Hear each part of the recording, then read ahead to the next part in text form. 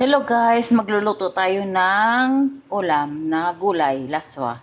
Ito ang pagkain ng mga mahihirap sa bukid. Ay, that's the Lord. Yun, nilagyan ko kamatis, sibuyas, kaluya.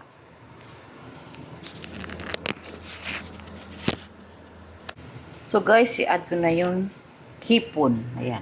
Guys, timpla natin ng patis. Kumukulo-kulo na guys yung aking laswa. So ngayon guys, ilagay ko na yung mga dahon-dahon ko. Ayan ay saluyot, kulitis at saka malunggay. Ayan guys, oh. Ayan na guys, ninunod ko na siya. Ang aking gulay na dahon-dahon. Ito guys ay healthy food. Ikaw magluluto ng sarili mong pagkain ay masarap. Healthy food to siya guys. Pero dahon-dahon lang to siya. Ito na yung aking lagyan natin ng sili para masarap. Ayan na guys, oh. Kain na tayo. Luto na yung aking laswa. Sa Ilonggo, laswa to guys. Pinakamasarap tong pagkain sa Ilonggo. Hello guys. Good afternoon. So ngayon guys, magkain tayo ng lunch. Yung ulam ko ay ito guys, oh. Laswa. Alam niyo ba yung laswa? Sa Ilonggo ay laswa. Yung halo nito ay talbos. Ano? Hindi talbos. Saluyot. Saka yung kulitis. Alam yung kulitis guys. Aywan ko na dito kasi sa Dubai ang dami dito eh. Yung bang nasa daan-daanan lang. Pero ito binili ko siya sa sa supermarket. At saka malunggay. At saka marami kasi akong tanim na malunggay. Kaya nagpaka ako na. Grabe na. Sige lang, basta walang sakit. Yung tawag nun, yun malunggay. Lagyan ko siya ng hipon. Kasi mayroon akong hipon na yan, hipon. Mayroon akong konting hipon. Tinano ko siya. Tago ko. Kasi dito guys, alam nyo na yung mga OFW kung sino mo nakapanood. Tapos ito yung aking daing. At saka ito ang tuyo. Binigay ng kaibigan ko yung kapitbahay namin. Bisugo. Binigyan niya ako. Ang sarap. Kaya, naisip ko, luluto ako ng gulay para hindi ba ka-partner talaga. Ayan guys, so ang sarap. Magka-partner talaga sila. So, kakain tayo guys. Kain tayo.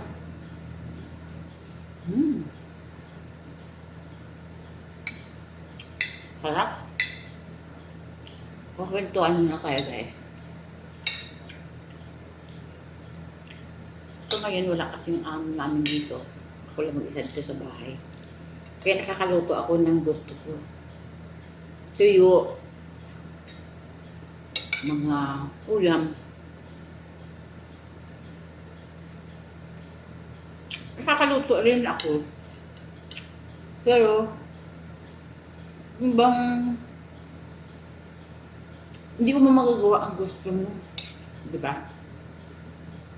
Kasi simple nandito siya, nakakaya naman. Lalo yung tuyo. Nahiya ako sa amo ko. Pero nasabi naman na yung madam, pwede naman ako magluto. Pero noong one time nagluto ako. Hindi ko naman alam yung tuyo na mabaho pala. Nabili ko sa saluyo. Naku! Ang baho. Talagang grabe, buong bahay namin. Umamoy. Ay, tamang-tama. Dumating yung alaga kong baka. Si Valentina, dumating si Valentina. Tapos sabi ni Valentina, What is that? What is that disgusting smell? Ganun talaga si Valentina. Tawa ko, natawa. Sabi ko sa kay Valentina, sorry Valentina, nagluto ako kasi ng dry fish eh. Sabi niya, oh, okay. Kahit siguro nga, hindi nagustuhan ni Valentina ang amoy. Nag-okay na lang siya. Kasi sabi ko, sorry Valentina, kasi nagluto kasi ako ng dry fish eh. Minsan lang, hindi naman lagi, alam mo naman. Pag binigyan lang tayo. Okay, so sarap. Kain kayo?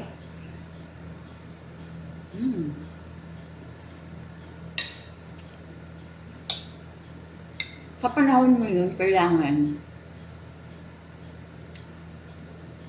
maantay ng mga gulay. Ang sabi nila, long life daw. Ayun ang sabi nila.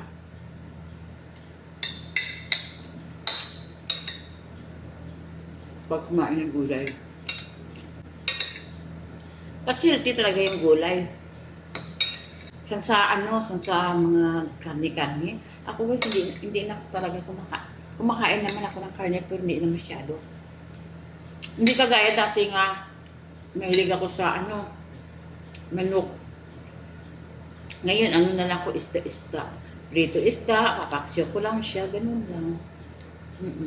Kasi pag yung, tawag doon?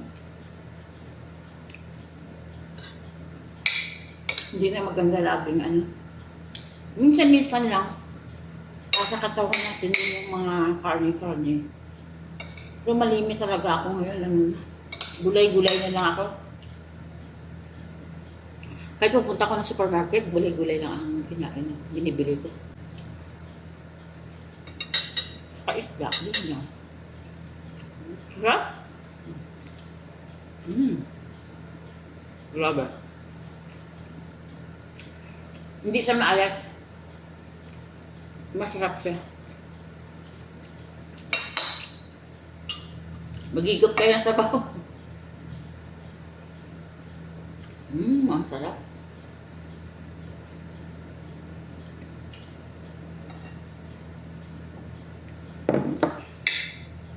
Pag dumating na naman guys yung back to normal na naman. Ngayon, okay lang kasi wala pa sila. Pero mabait naman yung mga amo ko. Wala nang pakialam. Magtagal ba ako dito sa kanila ng 10 years? Pag hindi sila mabait. Diba? Kaya, maano na ngayon? Bira ka lang. Bira ka lang o ganun. Bira ka lang ngayon makatagpo ng amo nga mabait. Katapos trabaho ko, may aso kasi kami. Tapos ko walking sa aso, mga 6:30, 6 o'clock. Tapos ko. So ngayon, hindi kasi ako ngayon nag-walking ng 6 o'clock kasi grabe init. 6:30.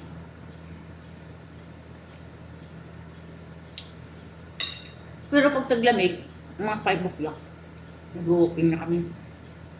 Hindi uwi kami ni Matilda, mga 6 na. Nakipag-chismisan pa kami ni Matilda doon sa labas.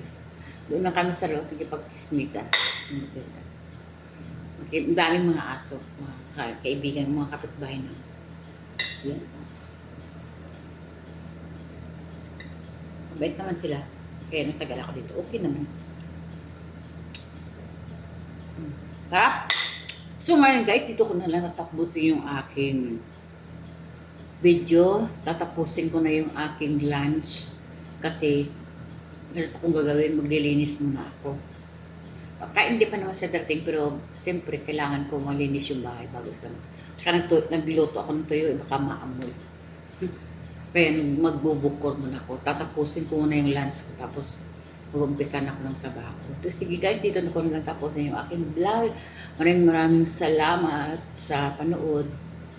Kahit walang views, okay lang. Basta tuloy-tuloy lang yung aking YouTube. Kasi pag hindi ako mag-upload, baka ma-close ako eh. Kahit na wala pa kung kahit walang views, okay lang na sa akin. Basta tuloy-tuloy lang yung aking video. Baka balang araw, God's will, maka-views din na maayos, makasahod din na maayos. Kasi ngayon, walang sahod kasi yung gusto yung kunti-kunti lang, wala. Hindi kasya yung $100. Kailangan minimum $100 ang namin yung kasahod. Alam nyo na yun sa mga YouTuber, mga creator. Alam nyo na yun kung ang roles ng YouTube. So ngayon sa akin, siyempre hindi naman tayo sikat, ganito lang, video lang, para libangan lang.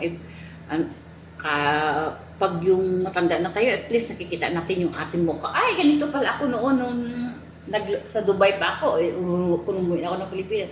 Ay, ganito pala ako ngayon. At ganito pala ginagawa ko. Ay, matanda na ako, makikita ko na yung mga video-video. So, okay lang yun, guys. No, pero thank you for watching. See you my next vlog. Bye-bye na.